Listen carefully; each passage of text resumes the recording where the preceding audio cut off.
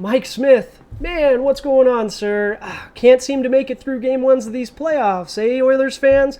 Absolutely disappointing, but we're going to get to that in just a moment. Welcome back, welcome in if this is your first time to the channel. My name is Josh, and this is the Hockey Flow. Tonight, it's Tuesday, May 31st, 2022, and yes, like I just mentioned, Avs Oilers just wrapped up, and I'll admit, as an Oilers fan, I'm a little disappointed. Another not great effort in game one. We scored a lot of goals, but I digress. We'll get to that in just a moment on Today in Hockey. But first and foremost, we got to get to headlines, and then we'll get into observations from tonight's game. Then we'll move into previewing tomorrow night's game one of the Eastern Conference Finals. Might even pick a winner for you guys, so stay tuned for that. And we're going to conclude the article with something a little bit different. Wanted to do a little bit of a fun one. I love all things hockey. That includes hockey media, hockey TV shows, movies, and Hulu just dropped probably one of the best hockey shows I've seen in a really long time. SHORESY has dropped, and it is hilarious. It's a spinoff of the show Letterkenny, for those who are familiar.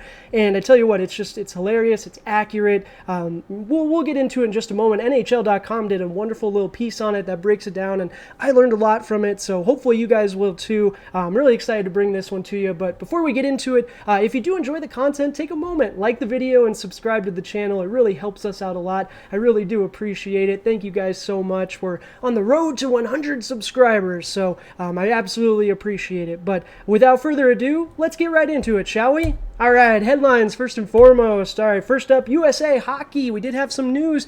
John Warlewski got hired today as the head coach for the U.S. women's national team. So very excited. He's going to be taking the women through the World Championships coming up. So very excited for USA Hockey.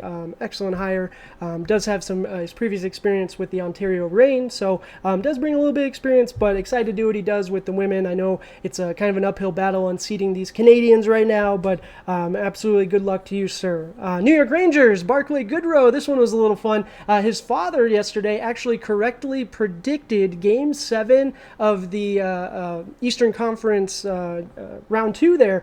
He absolutely nailed it. The Rangers, or NHL.com, tweeted out, and he replied back 6-2, and sure enough, the Rangers ended up winning 6-2. So that was a little bit fun. Not really newsworthy, but it was still neat to see. So I absolutely want to bring you guys fun ones, especially as we start working our way into the off season. You know, we're not going to have playoffs to rely on, so we got to bring the fun news, right? But all right, let's get into the playoffs. We did have a game tonight, Oilers Avs, and tell you what, this one was a tough one. I almost wanted 6-9 again, right, Oilers fans? If we could do it against the Flames and then peel off 4 straight victories, why can't we do it against the Avs? I understand it's a different team, but these are my 4 observations. You know, it was still a fun game to watch. I thought the Oilers were going to tie it there at the end. You know, we had some good chances, but overall, you know, Cale Makar and Nate MacKinnon, they're good at hockey. You can't take anything away. Don't get me wrong. The Oilers, we have our superstars too, but tonight it just felt like every time Cale Makar and Nate MacKinnon had the puck, something special was going to happen. And MacKinnon, you know, did well again. Makar did well. They had 5 points. They might have actually chipped one at the end. I'm not sure, but overall it was an excellent performance. You know, they end up winning 8-6. But Mike Smith, man, he's pulled in game 1 again, second straight series. But I tell you what, if he rebounds like he did last series, I'm okay with it. You know, we're gonna ride this roller coaster, right? And I have the utmost confidence in him as an Oilers fan. Like, I just gotta support my team, right? But I tell you what, it gets tough sometimes. So hang in there, Mike Smith. You know, game 1, we got it out of our system. Let's just keep our head held high. You did allow 6 goals, but hey, that's all right. We did the same thing last series. We're gonna move forward, okay? The Oilers did show fight. You know, we came back. Goodness, it was 7-3. We could have rolled over, and we absolutely didn't. Brought her back 7-6. Thought we were gonna tie it at the end. The Avs pop in the empty netter. It's all right. It happens, right? It's just one game. I think I predicted Oilers in 5, right? We can't just go for the sweep. I did pick the Oilers tonight, and I'm going to pick them every night. But I do think, you know, realistically, we can beat the Avalanche team. The Avs are good, though, man. And number 4, the Avalanche, they have good depth. Not just depth and solid depth. They have good depth. They got more production out of their bottom lines again tonight. JT Compher had a few points, or at least a couple of points, and Newhook had a point. You know, to be able to bring in these players and interchange Burakovsky back in the lineup, and they've been resting players, it's just a luxury that a lot of teams don't have, and the Avalanche do. So no surprise to a lot of people, the Avalanche did win, but the Oilers put up a heck of a fight. I definitely am excited for the rest of this series, but with that being said, let's move on to the Eastern Conference Finals, shall we?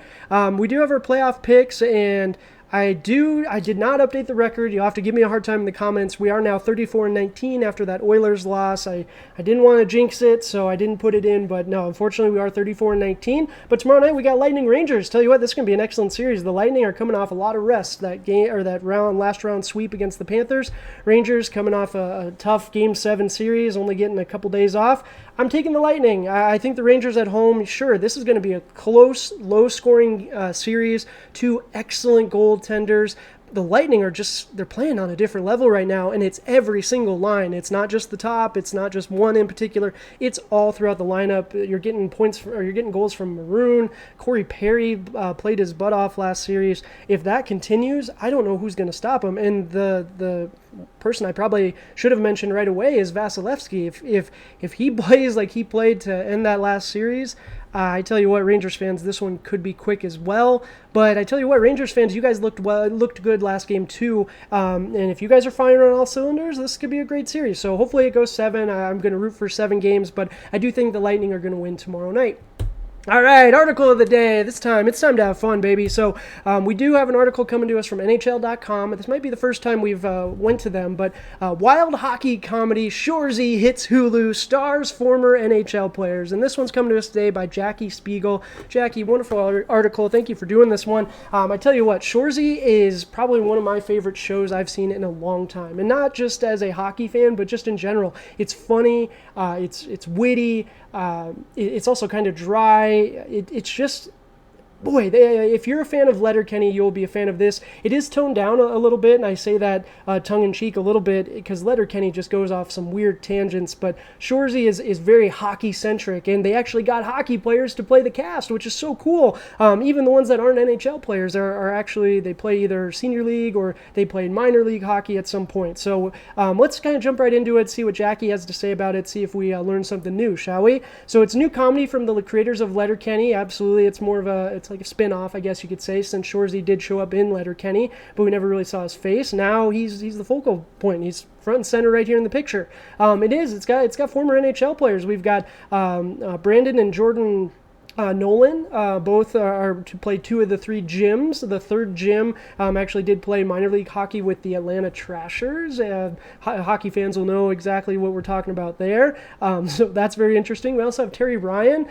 He's from Newfoundland, and he was a former first-round pick of the Montreal Canadiens, and he absolutely just brings himself to the table. It's just so funny to watch him, because you imagine that's what he's like in real life, and he actually does play senior league hockey still. So they essentially just brought him in off the ice and said, do your thing. But they're actually pretty good actors too. There's another one too. The actor that plays Dolo, his last name's Diaby. He actually was a 3rd-round pick for the Nashville Predators. So the cast is littered with former hockey players, and really it's just a fun view into senior hockey life. And if anyone's actually played, myself, I haven't yet, maybe someday, but those that have played it, I'm sure this is just a wonderful glimpse into it, and I'm sure there's nostalgia, and I'm sure there's some bitterness, and all that comes with it, and it's just really neat to see people that still love the game. Like throughout the show, the theme is I don't love winning. I hate losing, right? And anyone that's competitive understands that, right? Like you hate losing. But the Sudbury Wolves of the OHL were also a big help. According to the article, they helped them get all the specifics right. So you look in the locker room, you see where things are set up. You see where the angles that they shoot for camera shots, things like that. It's very true to hockey and true to how it would be done in that level of hockey. So it was really neat. Again, just another layer that adds to the experience. Terry Ryan even said it was a surreal experience. We're not actors. We're coming here and they just told us to be ourselves. So it was a surreal experience for them, and that really shines through in their work. The show is just infectious. It's so fun. But probably one of the most important pieces is the cultural representation, and the article talks about that. The players, or the cast, excuse me. See, they're players in my mind. The cast actually talks about that, how the cultural representation representation is so important. You have people representing so many different races and so many different cultures that it's just beautiful, and it does paint a wonderful picture of senior league hockey in that small area of Canada. And it's just an excuse to talk hockey, right? And it's an excuse to watch a show and feel that camaraderie again. So I highly recommend it. Let me know in the comments what you guys think of Shoresy.